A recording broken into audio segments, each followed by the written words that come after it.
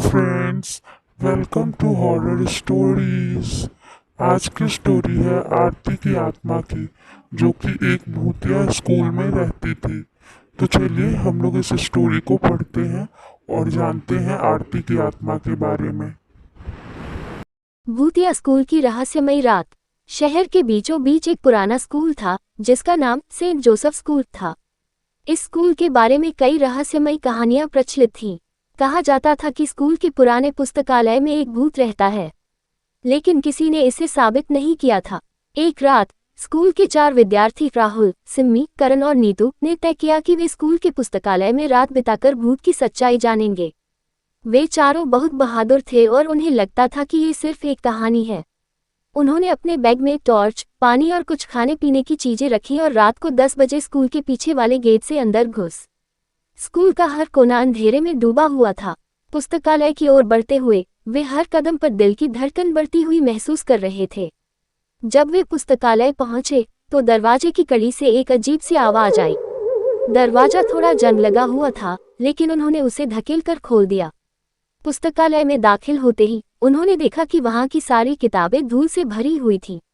अचानक से एक ठंडी हवा का झोंका आया और किताबें गिरने लगीं। सिम्मी ने कहा, शायद ये हवा का ही काम है। लेकिन तभी उन्होंने देखा कि एक पुरानी किताब खुद ब खुद उड़कर मेज पर आ गई और खुल गई। राहुल ने हिम्मत करके किताब उठाई और पढ़ने लगा। किताब में स्कूल के बारे में अजीब अजीब बातें लिखी थीं। अचानक से एक परछाई दिखी। चारों ने टॉर्च जलाई, लेकिन कोई नहीं था। उन्हें लगा कि अब समय आ गया है बाहर जाने का।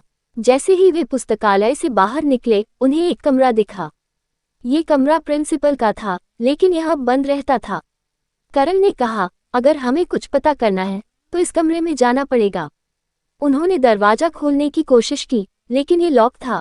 नीतू ने अचानक से एक चाबी देखी जो दरवाजे के ऊपर रखी थी। उन्होंने दरवाजा खोला और अंदर घुस गए। कमरे के अंदर पुराने दस्तावेज और फाइलें थीं। उन्होंने एक फाइल खोली जिसमें लिखा था कि इस स्कूल में एक लड़की की आत्मा भटकती है। उसका नाम था आरती। आरती की मौत एक रहस्य बनी हुई थी और उसकी आत्मा अब बदला लेने के लिए यहाँ भटक रही है। आरती स्कूल की सबसे होनहार छात्रा थी, लेकिन एक रात उसे स्कूल के पुस्तकालय में मरा हुआ पाया गया था। उसकी मौत को आत्महत्या बताया गया था, लेकिन सच्चाई इससे अलग थी। असल में आरती ने स्कूल के कुछ बड़े रहस्यों का पता लगा लिया था। उसने देखा था कि प्रिंसिपल और कुछ शिक्षक अवैध गतिविधियों में शामिल थे। जब आरती ने इस बात को उजागर करने की धमकी दी तो उसे हमेशा के लिए चुप कराने का फैसला किया गया।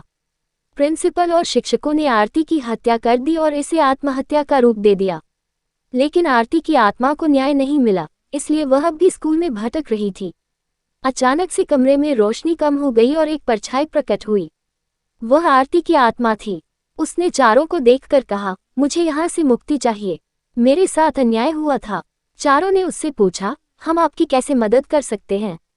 आरती ने कहा, मेरी आत्मा को मुक्ति तभी मिलेगी जब मेरे हत्यारों को सजा मिलेगी और मेरा अंतिम संस्कार सही तरीके से किया जाएगा। चारों ने वादा किया कि वे ये करेंगे। अगले दिन चारों ने आरती के शव को खोज निकाला और उसका सही तरीके से अंतिम संस्कार किया। इसके बाद उन्होंने पुलिस को सबूत दिए और प्रिंसिपल और शिक्षकों की सच्चाई उजागर की। पुलिस ने उन सभी को गिरफ्तार कर लिया। जैसे ही आरती की आत्मा को न्याय मिला, उसने चारों को धन्यवाद दिया और उसकी आत्मा को मुक्ति मिल गई। अब स्कूल का माहौल बदल गया और वहां कोई भूतिया घटना नहीं होती थी। स्कूल फिर से बच्चों की खिलखिलाहट से गूंज उठा। राहुल, सिम्मी, करण और नीतू ने साबित कर दिया कि भूतिया कहानियों के पीछे भी कोई सच्चाई हो सकती है और अगर हम हिम्मत करें तो हम किसी भी रहस्य को सुलझा सकते हैं। उनके इस साहसिक कारनामे ने उन्हें स्कूल के हीरो बना दिया। तो ये थी आरती की आत्मा की कहानी। आपको ये कहानी कैसे लगी हमें कमेंट करके ज़रूर बताइएगा।